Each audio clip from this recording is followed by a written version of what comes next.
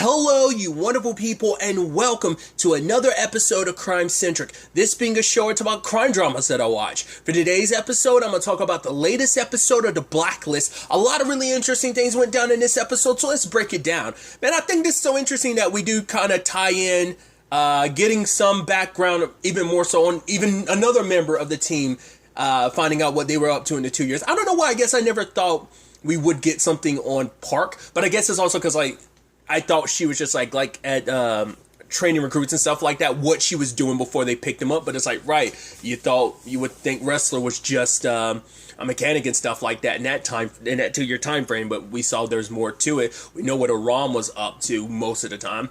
I wonder if I guess because we kind of got that pretty early on. So there's probably that's the equivalency to that. Plus we got a little bit into already what Denbei was up to in that time frame as well. So kind of his progression and journey as well. So I guess Park was the last one.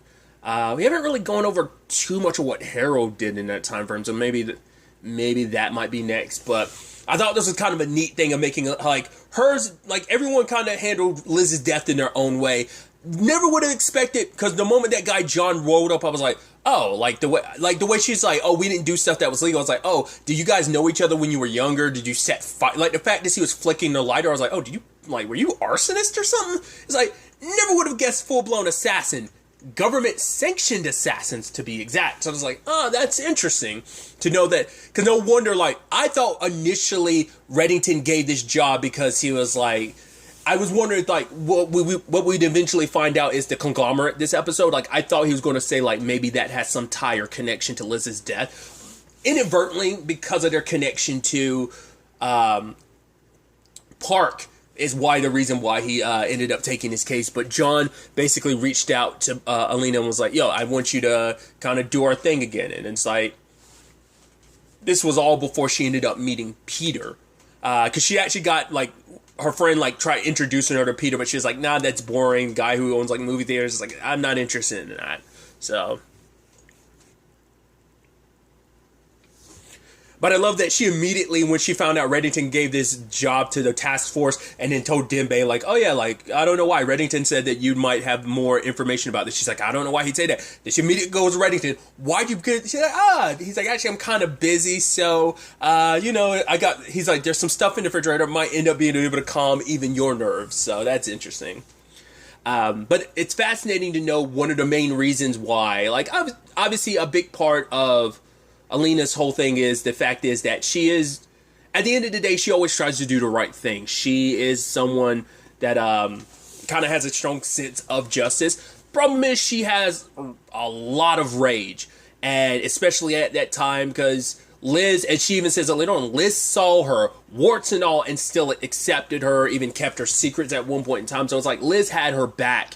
So it's just kind of right, Liz was kind of a friend. It's yeah, she didn't know Liz as long as the others, but it is someone who still accepted me, which a lot of people have a hard time doing it. And Liz found out who I was, kind of saw my darker side and still didn't, because maybe it's because it didn't turn her away, but maybe that's because Liz herself had her own darker side. So maybe there was some commonality in that. And so, especially because it turns out Park is the one that stayed with her body the entire time. It's are you going to stay with the autopsy? And she didn't. She just stayed long enough to and she even prayed that, Liz found peace or something. So she was there at the very end of it all, so. So Alina ended up eventually having to come clean about it all. About what, I was part of this, I was a government-sanctioned assassin for a while. Because when they were bringing that up at first, I was like, oh, is this far away? It's no, and then it was because I didn't realize at the beginning that it was in that, when it eventually got revealed and stuff like that, who they were, I was thinking oh man, this is from years ago or something like that. I was oh, this is from a long time. It's no, it's in the 2 year period when, because I didn't quite initially realize that at the time, and then they made it clear, oh no, it was during that, after Liz died. But it was one of those things that even,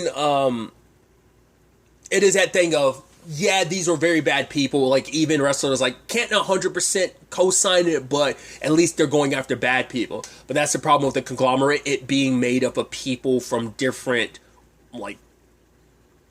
doing wet work from different organizations. I even love Reddington being like, wet work. He's like, oh, leave it up. He's like, leave it up to the Russians to like come up with like a term for like spilling someone's blood, like in such a like, you know, kind of giving it such a bland term for what it actually means and what it actually is, you know, the act of spilling someone's blood in that regard. So it's kind of like, yeah, like it's interesting to give it such a name like that. But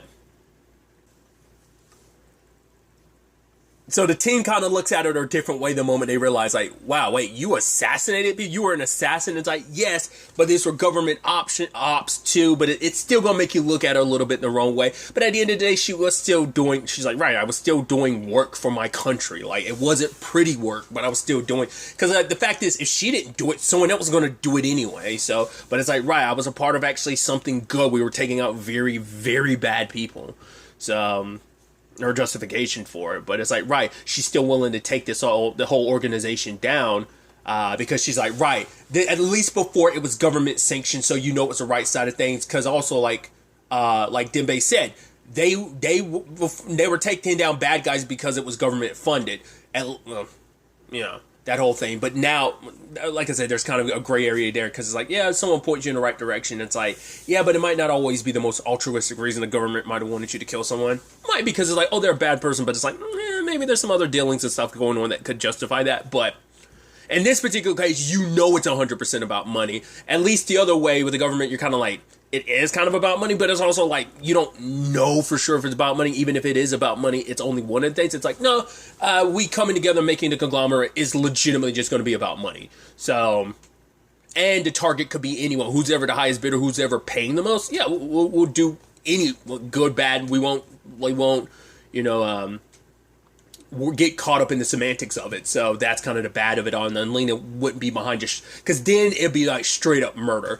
Before working with the government, it's like she can justify this being like, right, this is for national security. This is for like for my country. I'm doing some like off the book work, you know, type of work. So, but this whole thing with John goes a lot deeper, because it wasn't just like a oh, we worked together. It's like, no, they got pretty close. And I do like that the whole like when she actually talks to John later on and explains like how her and Peter got together. Like he made the joke about like, oh, like 2.2 kids, and he's like, oh, would it be a hand? He's like, no, a thumb, and the thumb and the index. And she's like, oh, but what about the middle finger? And Peter's like, right, the bad boy. And it's like, I guess that makes John the bad boy in this situation, and Peter the index finger. Which I love that whole metaphor of the whole thing. But it was like, yeah, symbolic of like that whole thing between all three of them. So, and the whole thing with John ended up just being a fling. So I thought that was interesting. Because I think what's fascinating too is that once again John gave her an outlet to like let all her anger out, and I love that he kind of made that whole comparison of like, the fact is, most people don't realize that he says rage is the purest form of emotion. And because it's like, right, if you have that much rage, it's because you're a caring person. He's like, the fact is, you looking at your report, your file, you care a lot. Because he's saying like, there's just that much rage inside of her.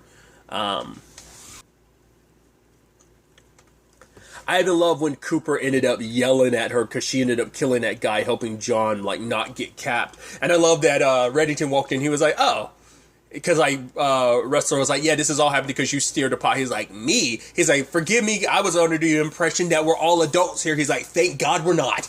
I also love that he brought the camel's milk. He's like, we had some left over. He's like, it's this and that. It kind of smells bad. It kind of tastes a little bad, but he's also like, at the end of the day, it's actually kind of pretty good at whatever, you know? So, once again, it's just like when Teddy's doing his work, it's like, what is Teddy doing specifically? What did he get out of Van, like, what did he actually do to Van Dyke's girl? I even love they're like, oh, like, camels are so great. And even Teddy's like, oh, they can do great stuff for your scalp. I could get you some, I could get you some camel piss for your scalp. Because it does wonders for the hair, apparently. But I'm like, you always look at it, you're just like, what does Teddy do? What did he do with a whole bunch of milk, like camel milk? I'm like, did he try to waterboard her with camel milk? Is it because it's thicker and it just... What did you do, Teddy? Like, every time Teddy pops up, you're just like, I guess you can guess maybe, but I'm like, what with the camel's milk? I'm trying to think, like, did you put into her veins or something? Like, what did you do to get information? I don't know.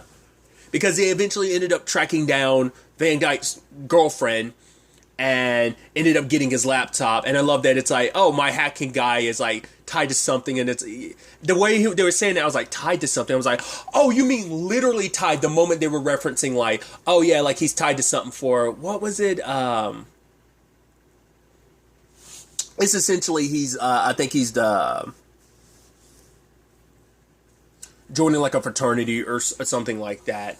It's like that week or whatever of like, oh, he's trying to like, he has to be tied to something for like the next 36 hours. At first he's like, yeah, my hacker's indisposed, so I have to live it to a ROM. And it's like, oh, I was like, so you're talking about Tadashi, and it was like, oh, you mean he's literally tied? I thought he was like, I thought you were saying like tied in a like metaphorical sense of like, oh, he's working on something. It's like, no, he's legitimately tied to it. I'm like, okay, that's interesting. Which, speaking of a ROM, I love that when he runs into Wicha later on, he's like, hey, Wicha, it's a ROM, you know. You got your drink under the table, she's got that stoic face, and he's just like, and she just smirks at him, she's like, he's in a bad mood. Apparently, like, the flowers, like, told a sign of ambiguity, and so, like, Aram's like, I got good news and bad news, and he's like, well, of course you do. Look at the flowers. It makes you wonder, is that going to potentially be something? Like, that little moment there, it's just kind of like a, maybe not. Maybe I'm reading too much into it, but I think that'd be super cute if it ended up being like a Wicha and a Aram thing. That'd be interesting. But nevertheless, obviously, like I said, everything is connected to. Alina ended up leading everyone at the Conglomerate to getting arrested, and she bailed out of there. And she was kind of pissed at Reddington for like diving deep into everyone's lives and her life in particular. But it's also like, yeah, but that's kind of what Reddington does. He kind of gets, yeah, your life is kind of his business, because it's like, right, because you're an asset to me, so I need to know what's going on in my asset's life so I can like, and that's the main reason why he got involved. He's like, he knew that Alina's connection to the Conglomerate, like, well, at least to Peter, and it's like, well, he wasn't going to, like, the only reason why he's getting involved, not Peter, but John, the reason why he's getting involved now is because he knew that John was going to try and come recruit her for the Conglomerate. He couldn't take the chance that the Conglomerate might pull her away from the task force, because he's going to need all hands on deck. He's going to need her help when it comes to finding Liz's killer, like the person responsible for all this, whether it's the person who actually was working with Van Dyke, or at least like hired the person, whatever the case may be, who's ever at the heart of this, who's really behind everything. Because they ended up finding out this episode, the reason why Van Dyke was able to find Liz is because he was tracking her phone. Well, not tracking her phone, but just tracking her in general. So it's like, how did he do that? And they ultimately ended up checking the clothes. And even before, when the moment Aram ran through everything and checked the clothes and didn't find anything, I was like, and the moment he was like, because Aram was like, yeah, I'll check her. And it's like, no, that's not her. Those are her clothes. Liz is buried under the ground. He's like, I'm assuming it's something beautiful. You know, I was like, oh, because he wasn't there for the funeral. But the moment they started being like, oh, it's not on her clothes, I was like, it's in her body, isn't it? And it's like, yeah, it seems like that's the case, because Reddington later on is like, yeah, we've got to exhume Liz's body, because Park ended up suggesting, like, right, kind of basically backtracking the tracker to the last place it was, and the last place it is where Liz is buried, so it's on her somewhere, so. Which obviously, like, because he didn't go to the funeral, the last time he saw Liz is when she died in his arms. So, bringing her up after, and it's been 2 years too, that's going to, like, no one should ever have to see their child like that either. So it's like, you know, it's going to rub Reddington, like, it's going to be hard. It's going to be bad. I'm also curious, like, is that the flowers from Hearsay, like, are they, like, the reading saying, like, oh, ambiguity and stuff like that? I'm curious, like, would that be, is that in reference to like what Aram was saying because he got good news and bad news, or is that ambiguity going to end up coming up soon enough? Whatever the case may be. But this chapter in her story wasn't quite done yet, because John shows up, and so I didn't realize, like, Park says she wasn't going to lie to him anymore. Apparently she did not lie anymore to Peter, because she told him straight up, it's like, John's like, oh, did she tell you what we do? He's like, yeah, you kill people. And you're like, oh, she told you everything? Well, I mean, I guess she did say no more secrets. I wonder, did she tell him after, like, because she was probably going to bury that part of her life, but the moment it came back, like, she was going to be a part of this, like infiltrating the conglomerate to take it down from the inside. So the moment that happened, which even, once again, that turns into that complicated thing of like, are these heroes or are these terrorists? Because they're like, they killed some high value targets, but who are all bad people for their country. But also it's at the same time, it's like, it's like, do you say thank you? Do you like that? That's the complicated thing with just like them being the government assassins they were at one point in time until they wanted to, their thought process is, the way I love John's justifying him, like, oh, it's job security. Like, that's what we all want. Basically, it's like, cool, any money I make gets kicked back to the guy who, even when he retires, the one who kind of put this all together, he'll get a cut of it. And she's like, it's a pyramid scheme. And he's like, nah, it's just that, I'm incentivized to bring people in. She's like a pyramid scheme. It is kind of crazy to know, like, an assassination organization is basically being run like a pyramid scheme. I think it was also interesting too when John kind of like went into the history a little bit of assassins. Like he had like the oldest record one was like 1,000 years ago, and it's just like, right, this is who we are, and like we just kind of get these particular jobs, and then we kind of get disavowed, and like if we get caught and stuff like that. So it's just kind of like, because assassins were always in the shadows of the turning points in the world. It's kind of like what they're supposed to represent and stuff, right? It's obviously like very Assassin's Creed-esque, which I'm sure that could tie in any. Regardless, I'm not about to go down the Assassin's Creed tangent, but still, like I said, I went on a huge tangent, but I thought it was interesting, like the whole conversation between, like, John is just kind of like, right, it's like, right, we didn't just like work together. It's like we were together, and it's like she left me for you, and she's like, I love him because he's my husband. I care about you. Like, you could walk away from this. Do not do this. And she's like, right, there's one thing you forgot. It's like, right, remember what you said to me about the whole like her like rage and everything? And he's like, yeah, I remember. And she's like, right, but essentially it was kind of like, yeah, like knowing it is different from seeing it firsthand. And she's like, yeah, I'm about to like kick your ass, essentially.